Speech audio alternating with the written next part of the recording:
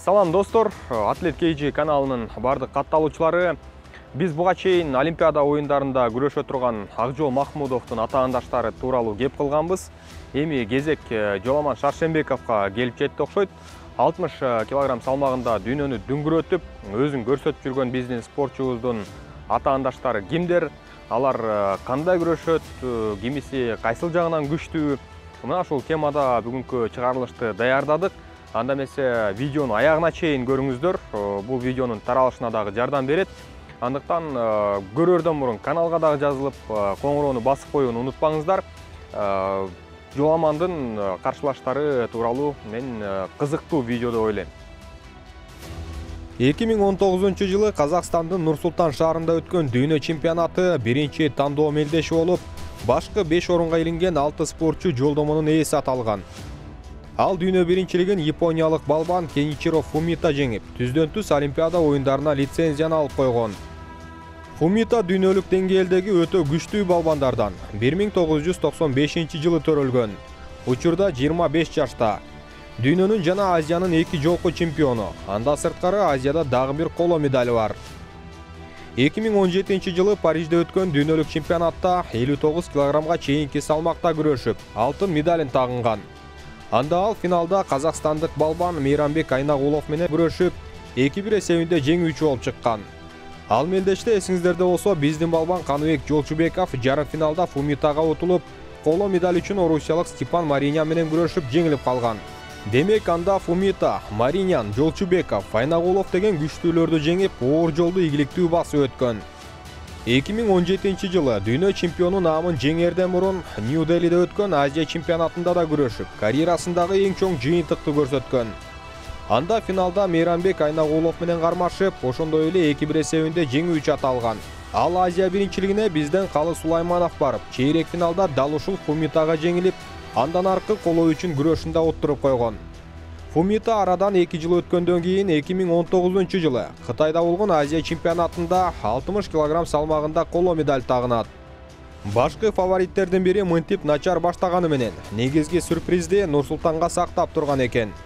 Дүйнө чемпионатынын финалында ал белгилүү орусиялык балбан Сергей Емелинди жеңип, экинчи жолу дүйнө чемпиону болгон. Фумита анда сырткары мелдештин жүрүшүндө Тасмурадов, Нержати деген күчтүүлөрдү да жеңип чыккан. Ал эми былтыр Индияда өткөн Азия чемпионатынын финалында биздин балбан Жоламан менен күрөшүп, 4-0 эсебинде утуп, Азияны экинчи жолу алган. Бирок Жоламандагы анда өтө активдүү күрөшкөнүн унутпайлы. Менимче 15 атаандаштын ичинен эң күчтүүсү дал ушул япониялык балбан болушу керек. Кудай буйруп, реванш ала турган убак та келер. Сергей Емелин 1995-жылы төрөлгөн орустардын алдыңкы спортчуларынан. 2 жыл мурунку Казакстандагы дүйнө чемпионатында финалга чейин жетип, Кеничиро Фумитага 5-10 эсебинде жеңилип калган. Кызыгы ал мелдеште финалга чейин атаандаштарына бир да упай берген эмес. Мына ушундай күчтүүлөрдөн дүйнө чемпиону жана күмүш медалынын ээси, Европанын 2 жолку чемпиону жана бул чөлкөмдө бир күмүшү бар. Эл аралык чоң аренадагы ийгиликтери 2018-жылы башталган. Ошол 3 жыл мурун Дагестанда өткөн Европа чемпионатында 60 килограмм салмагында күрөшүп, алтын медаль тагынган. Финалга чейин күрөшкөн каршылашынын бирине да бир упай бербестен жеңишти камсыздаса, финалда азербайжандык Мурат Мамедовду 6-5 эсебинде татаал күрөштүн натыйжасында утуп, Европа чемпиону деген наамга татыган. Демек Емелиндин карьерасы Европанын алтыны менен башталып, дүйнө чемпионатындагы алтын медаль менен бекемделген. 2018-жылы Будапештте өткөн дүйнө биринчилигинде Жоламан 55 килограмм салмагында күмүш медальга ээ болсо, Сергей 60 килограмм салмагында чемпион аталган. 60 килограмм салмагында бизден Калы Сулайманов катышып, чейрек финалда казактардын Айдос Султангали аттуу спортчусуна утулган. Емелин ал дүйнө чемпионатында кайрадан эле финалга чейин бир да каршылашына бир да упай алдырбастан жеңип келип, чечүүчү беттешинде молдовалык Виктор Чабануну 11 эсебинде багындырган. Өзүңүздөр көргөндөй оңой менен каршылашка упай бербеген өжөрлөрдөн. Андан ары кайрадан спортчу 2019-жылы Бухарестте өткөн Европа чемпионатында ошол эле эски таанышы Виктор Чабану менен финалга жетип, бул жолу бир упай айырмасында уттуруп койгон. Кызыгы бул жолда финалга чейин бир да упай алдырган эмес. 2019-жылы Нур-Султан дүйнө биринчилигинде Фумитага финалда утулганын жогоруда айтып өттүк. Андан кийин чоң жетишкендиги быйыл апрелде Варшавада өткөн Европа чемпионатына байланыштуу. Анда Емелин 2019-жылы уттурган финалдарынан кийин күчтөнүп, чечүүчү кармашта түркиялык Керем Камалды жеңип алды. Бул жолда финалга чейинки 3 беттешинде бир да упай бербей, ишенимдүү күрөшүн көрсөттү. Демек акыркы 4 жыл ичинде дүйнөнү бир жолу, Европаны 2 жолу уткан, упай тарттырбаган орус балбаны тууралуу айтып өттүк. Сиздердин пикириңиздер боюнча жоламан үчүн Олимпиадага орустардан бул салмакта Емелиндин барганы оңбу же Степан Мариняндынбы? Бул тууралуу сөзсүз комментарий калтырыңыздар. Бирок жолдомо алган Емелиндин бара турганы аныгыраактай. Жоламандын Олимпиададагы кийинки атаандашы казактардын Мейрамбек Айнагулов аттуу спортчусу. 1994-жылы туулган балбан. Күрөш менен 2003 жылдан бери 9 жашынан тарта машыга баштаган. Азия чемпионатында 1 күмүш, 2 коло медали, Азия оюндарында 1 колосу жана дүйнө чемпионаттарында 1 күмүш, 1 коло медали бар. Тажрыйбасы мол күчтүү балбандардын катарында. Бирок азыркыга чейин алтын медалына жете элек. Жогоруда айтылганда Япониялык Фумитадан чечүүчү беттештерде жабыр тарткан спортчу. Эл аралык деңгээлдеги алгачкы чоң жетишкендиги 2016-жылы Бангкокто өткөн Азия чемпионатында коло медаль тагынган. Анда биздин мыкты балбандарыбыздын бири Каныбек Жолчубеков алтын медальга ээ болгон. Кийинки 2017-жылы Нью-Делиде өткөн Азия чемпионатында Фумитага утулуп, Париж дүйнө биринчилигинде да ошол япониялык күчтүүгө жеңилген. Ошентип 1 жыл ичинде 2 алтын медалынан кол жууп калган. Бирок кыска убакта 2 финалга чыгуу да оор маселе. 2018-жылы да Мейрамбек 2 чоң турнирге катышат. Алгач Бишкекте өткөн Азия чемпионатында 60 кг салмагында күрөшүп, жарым финалда Элмурат Тасмурадовго утулуп, бирок 3-орун үчүн кармашын жеңип алган. Ошол эле жылы Индонезияда өткөн Азия оюндарында 60 кг салмакта чыгып, жарым финалда Каныбек Жолчубековго 9-0 эсебинде жеңилип калган. Бирок 3-орун үчүн күрөшүп, утуп коло медальга татыса, Жолчубеков финалда Шинобу Отага жеңилип күмүш медаль тагынган. Айнагуловдун эң акыркы жетишкендиги 2 жыл мурунку Нур-Султандагы дүйнө чемпионаты. Анда спортчу жарым финалда Емелинге 8-0 эсебинде жеңилип, 3-орун үчүн күрөшүндө украиналык Ленур Темировду 10-0 эсебинде утуп алган. Казакстандык балбандын жетишкендиктери мына ушундай. Менимче орто күчтүүлөрдүн арасында. Жоламанга туш келе турган болсо, биздин жаш талант өтө турган эле каршылаш.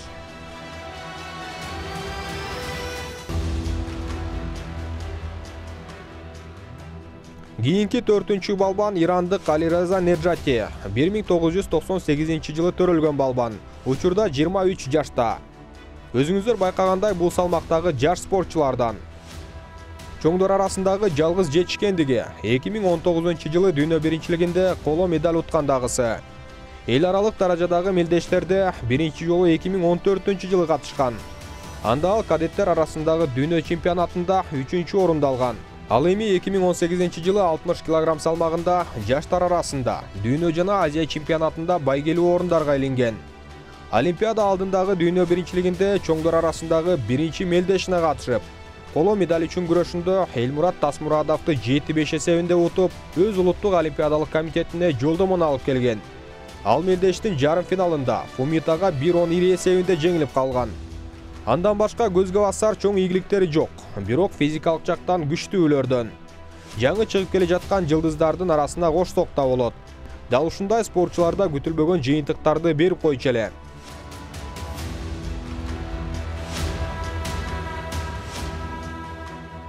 Жогоруда айтылгандай Казакстандагы дүйнө чемпионатында 3-орун үчүн күрөшүндө Айнагуловго ири эсепте жеңилип, бирок лицензияга ээ болгон украиналык Ленур Темиров тууралуу сөз кылалы.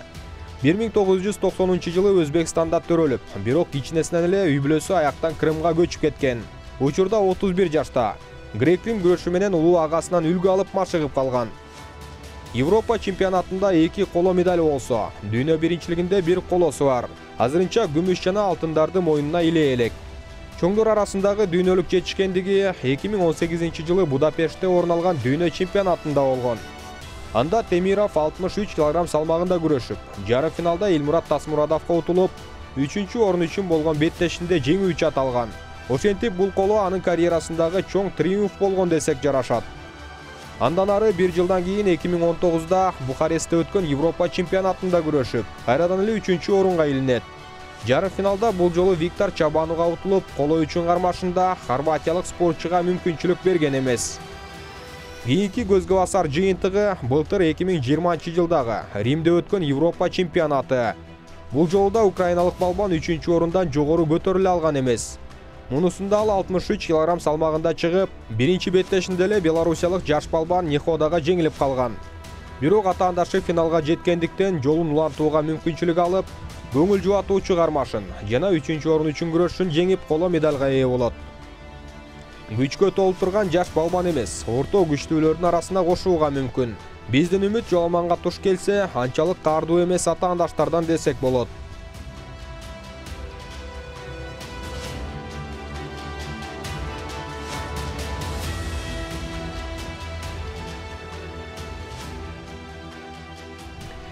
Дүйнө чемпионатында 5-орунга илинип, жолдома алган 6 спортчунун катарына кирген өзбекстандык Элмурат Тасмурадовду билбеген күрөш күйөрманы болбосо керек. Ал 1991-жылы төрөлгөн, учурда 29 жашта. Бул спортчуну Азия арстаны деп атап койсок болчудай. Азия чемпионаттарында 5 алтын жана 2 күмүш медали бар. 2012-жылдан 2020-жылга чейин мына ушундай укмуштуу жыйынтыкты бул чөлкөмдө көрсөттү. Дүйнө чемпионаттарында 1 күмүш жана 2 коло медали болсо, 2016-жылдагы Рио Олимпиадасында 3-орунду камсыздаган. Анда биздин атактуу балбан Арсен Эралиев менен коло медаль үчүн күрөшүп, калыстардын калыстыгында суроолор жаралган эле. Биздин балбан үчүн өтө аянычтуу утулуш болгону эсиңиздерде болсо керек.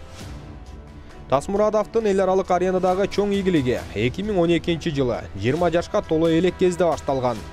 Түштүк Кореяда өткөн Азия чемпионатында 55 кг салмакта күрөшүп, күмүш медаль тагынган. Анда биздин Жолчубеков 3-орунда болгон.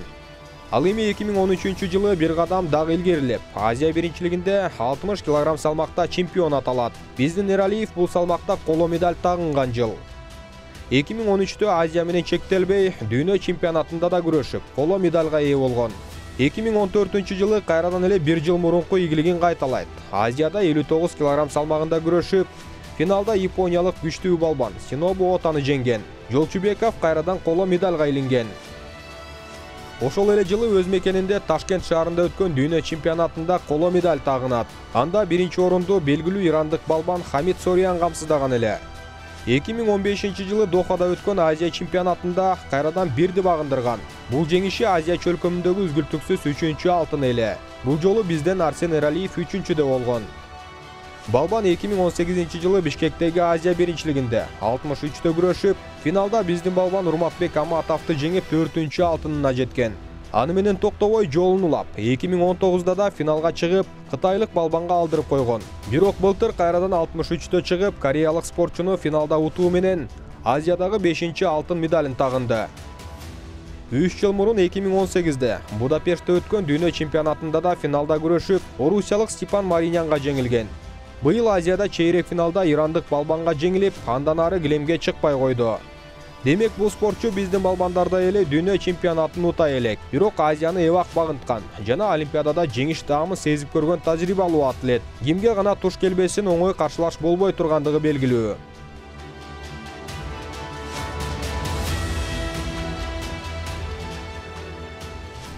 Эми биз былтыр Канаданын Оттава шаарында өткөн Панамерикалык тандоо турниринде 1-2 орунду алып жолдомо уткандарга келип жеттик.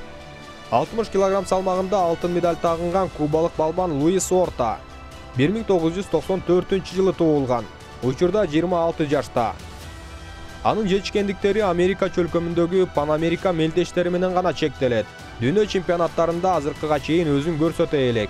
Бул салмактагы Олимпиада мыктыларынын арасына кошо албайбыз.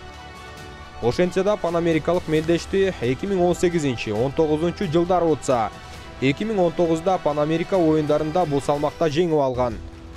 Андан сырткары Борбордук Америка жана Кариб бассейни чемпионатын 2018-жылы жеңип алган. Латын Америкасында өзүн көрсөтүп эле жүргөн күчтүү спортчу. Менимче биздин жоламанга туруштук бере албаса керек, бирок эч убакта аны эсепке албай коюуга болбойт. Кийинки спортчу панамерикалык тандоо мелдешинде финалда Луис Орта менен күрөшүп 7-0 эсебинде жеңилип калган Илдар Хафизов. Бул балбан 1988 жылы Өзбекстандын борбору Ташкент шаарында төрөлгөн. Учурда 33 жашта. Курагы да бир топко келип калды. Татар улутундагы спортчу. Убагында Өзбекстан курамасы үчүндө чыгып, коңшулардын желегин желбиретип жүргөн. Карьерасындагы чоң жетишкендик 2007 жылы башталган.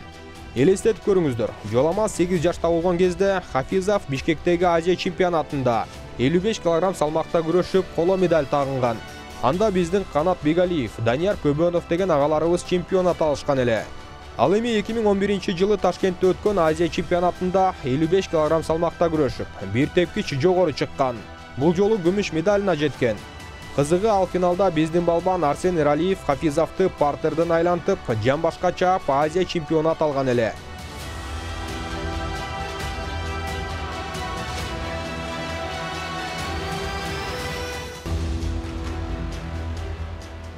Хафизов 2008 жылы Пекинде өткөн Олимпиада оюндарына да катышып, 5-орунда болгон. Андан ары 2014 жылы ал Америка Кошмо Штаттарына көчүп барып, 2015 жылы АКШ армиясына кирген. Ошентип аскерлердин арасындагы мыктылардын бирине айланып, 2017 жылы АКШ чемпионатын 59 кг салмакта утуп алган. 2 жыл мурун 2019да Лимада өткөн Панамерика оюндарына катышып, коло медаль тагынган. Жогоруда аталган Луис Ортада 3-орун болгон. Кезек быйыл Венгриянын Будапешт шаарында өткөн Европа тандоо турниринде. Анда алтын медаль тагынган түрк спортчусу Керем Камал Жолдомону жеңди. 1999 жылы туулган. Учурда 21 жашта. Жоламандын курагындагы жаш таланттардын бири. Жаштар арасында дүйнө чемпионатын 3 жолу уткан. Чоңдор арасында Европа чемпионатында 2 күмүш, 1 колосу бар. Чоңдор арасындагы олуттуу ийгилиги 2019 жылы Бухарестте башталган. Анда Керем Камал 60 кг салмагында Европа биринчилигине катышып, коло медальды жеңген. Албеттеште килемдин ээси румыниялык Виржил Мунтянуну жеңип жыйынтык көрсөткөн. Ал эми былтыр өткөн Европа чемпионатында бир тепкич жогору көтөрүлүп, күмүш медальдын ээси аталды. Италиянын борбору Рим шаарында орун алган ал мелдеште Камал 60 кг салмагында армениялык Геворг Гарибян деген спортчу менен финалга чыгып, акыркы аракетте атаандашы жасагандыктан жеңилип калды. Ошентип карьерасындагы эң чоң жетишкендикти берди. Европа чемпионаттарында күрөшүп, тажрыйба топтоп, кайрадан эле быйыл Польшанын Варшава шаарында өткөн биринчиликке катышып, 2-орундун ээси аталды. Бул жолкусунда балбан финалда Сергей Емелин менен кармашып, 4-1 эсебинде утулду. Бирок Европа чөлкөмүндөгү 3-чү медалына жетти. Ошондой эле эсиңиздерде болсо, быйыл Европа үчүн Олимпиадага тандоо мелдеши март айында Венгрияда өттү. Анда түркиялык спортчу белгилүү балбандардан Виктор Чабануну чейрек финалда 9-1 утуп, жолдомодон куру калтырган. Өзү финалдык бөлүккө чейин жетип, чечүүчү кармашта германиялык Этьен Кинзингерди 5-1 эсебинде артта калтырды. Физикалык жактан да, чеберчилик жагынан да күчтүү балбандардан экендиги талашсыз.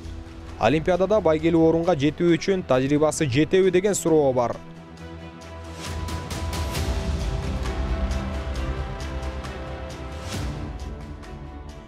Биз сөз кыла турган кийинки балбан жогоруда айтылган Европа тандоо турниринде Камалга жеңилген немис спортчу Этьен Кинзингер.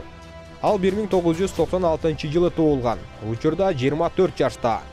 Чоңдор арасында атагы чыгып, калың элге тааныла элек спортчулардан. Анын жетишкендиктери азырынча жаштар арасында жеңген медальдары менен чектелип турат. Жалпысынан алганда Германия чемпионатын 6 жолу жеңип, 2013 жылы кадеттер арасында дүйнө чемпионат алган.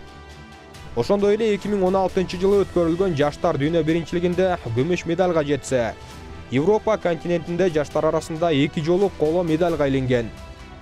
Чоңдор арасындагы сапарын 2017 жылы баштаган бул спортчу башкы фавориттердин арасында жок. Ошентсе да ушул жылкы тандоо мелдешинде ал азербайжандык балбан Мурат Мамедовду 5-3 эсебинде утуп, жолдомодон куру калтырды. Физикалык жактан даярдыгы менимче ийгилик көрсөтүүгө жетиштүү эмес. Күрөштө өзүңүздөр билгендей билектин күчүнөн башка дагы көптөгөн детальдар бар. Бул жагынан алганда немис спортчусунда байгелүү орунга илинүүгө мүмкүнчүлүк деле жок деп эсептесек болчудай. Кезекте Африка жана Океания квалификациялык мелдеште күрөшүп, 2 жолдомонун ээси аталган балбандар. Быйыл 2 апрелден 4 апрелге чейин өткөн тандоо мелдешинде 60 кг салмагында күрөшүп, алтын медалдын ээси аталып, жолдомого да жеткен египеттик спортчу Хайтем Фахми Махмуд 1991 туулган, учурда 29 жашта. Күрөш менен 9 жашынан бери алек болуп, карьерасында Африка чемпионатын 2 жолу багындырган балбан. Алгач 2014 Тунисте өткөн чемпионатта 59 кг салмагында утса, анда кийин 2015 да ал ийгилигин кайталаган. Быйылкы тандоо турниринде ал финалда алжирлик Абделкарим Фергат менен кармашып, 13 эсебинде ишенимдүү жеңишти камсыздап Олимпиадага жолдомо алды. Африка континентинин балбандарына мүнөздүү болгон, физикалык жактан күчтүүлүк бар. Олимпиадада кандай күрөшөт, аны чогуу байкайбыз. Эми биз финалда ошол Хайтем Махмудка утулуп, бирок жолдомону алган Абделкарим Фергат аттуу алжирлик спортчуга жеттик. Ал тандоо мелдешинде атаандашын утуп, финалдык баскычта гана ийгилик жарата алган жок. Бирок анын мааниси деле жок болчу. Анткени финалчыларга жолдомо берилип, балбандын маанайы күрөштөн кийин ачык эле болгон. Спортчу 1994 төрөлгөн. Учурда 27 жашта. Африка континентиндеги алдыңкы атлеттерден. Аталган чөлкөмдө 3 жолу 55 кг салмак даражасында алтын медальдарына жеткен. Чоңдор арасындагы алгачкы ийгилиги 2018 Африкада башталган. Анда жалпысынан 3 атаандашын жеңип, көздөгөнүнө жеткен. 2019 да кайрадан Африка чемпионатында өзүн көрсөтүп, биринчи орунга эч кимди чыгарган жок. Былтыр 2020 да ошол эле салмакта күрөшүп, көнүп калган алтынын мойнуна элди. Африка континентинде деле 60 кг салмагында атаандаштык чоң экенин эске алсак, чемпионатты 3 жолу жеңген спортчу дүйнөдө да ийгилик жарата тургандай эле. Буга чейин анда жетишкендиги болбосо да, Олимпиадага даярдыгын кызуу көрүп жаткандардан.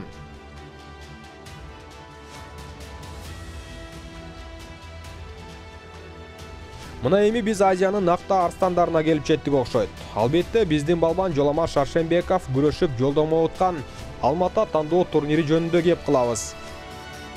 Анда финалда Жоламан Шаршенбеков менен күрөшкөн кытайлык казак балбаны Валихан Сайлике күмүш медалына жетип, жолдомонун бирин жеңди. Бул спортчу 1992 төрөлгөн, учурда 29 жашта.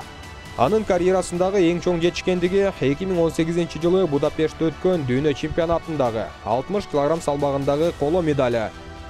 Анда ал алгачкы квалификациялык кармашта Керем Камалды жеңип, чейрек финалда Виктор Чабануга утулган. Чабану финалга чыккандыгына байланыштуу Валихан 3-чү көңүл жубатуучу күрөшүндө жогоруда аталган кинзингерди утуп, 3-чү орун үчүн беттешинде да мыкты күрөшүп, коло медаль тагынган. 2019 орун алган дүйнө чемпионатында эсиңиздерде болсо, биздин Каныбек Жолчубеков менен күрөшүп, калыстардын түшүнүксүз иши менен жеңип, кийинки баскычка өткөн. Бирок андан ары ийгилик жарата алган эмес. 2018 ал Жакартада өткөн Азия оюндарына да катышкан. Алгачкы беттешин ишенимдүү жеңгени менен чейрек финалда Каныбек Жолчубековго 6-1 эсебинде утулуп калган. Жолчубеков анда финалга чыгып, Синобу отага утулганы эсиңиздерде болсо керек. Ал эми Валихан көңүл жубатуучу күрөшүндө жеңилген. Андан бери көп өттү. Бул спортчу бир топ өстү. Алмата тандоо мелдешинде ал чейрек финалда 9-0, жарым финалда 10-0 атаандашын жеңип, чечүүчү беттеште биздин талант Жоламанга 4-3 эсебинде жеңилди. Бул Олимпиада оюндарында өзүн көрсөтө турган күчтүүлөрдөн экендиги талашсыз. Жокиге туш келсе, биздин балбан ийгиликти кайталашы керек болот.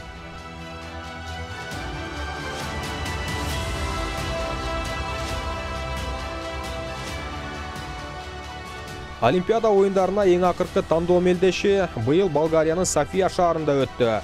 Бул дүйнөлүк квалификациялык турнир өзгөчө мааниге ээ болуп, ага чейин жолдомо ала албагандар катышты.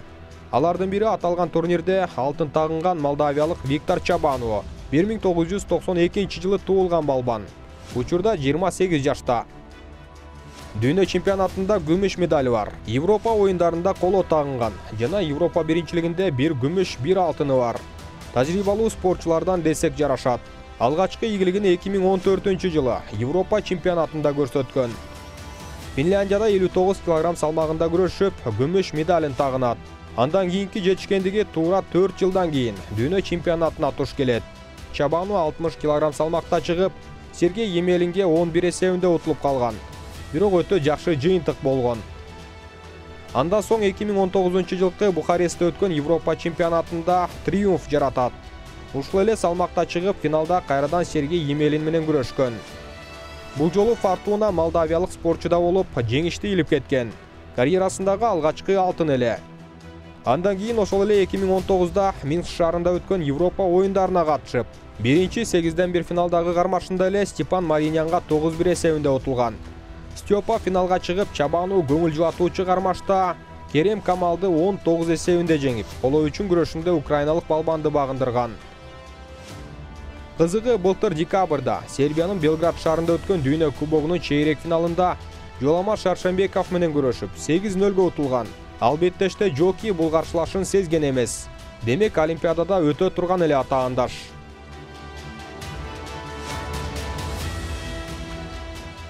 Жогоруда айтылган чабанууга дүйнөлүк тандоо мелдешинде финалдык жеңишти күрөшпөй эле берип койгон Армен Меликан кийинки спортчу. Армениялык бул балбан 1996-жылы туулган. Учурда ал 25 жашта.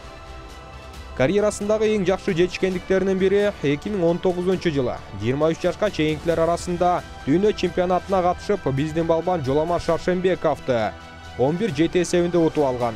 Ал күрөштө бул спортчу бир гана балбандык жөндөмүн эмес, актерлук чеберчилигин да көрсөткөнүн билесиздер.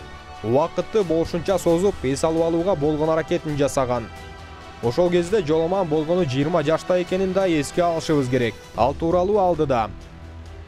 Жаштар арасында Меликан 2013-жылы Европа чемпионатында уткан.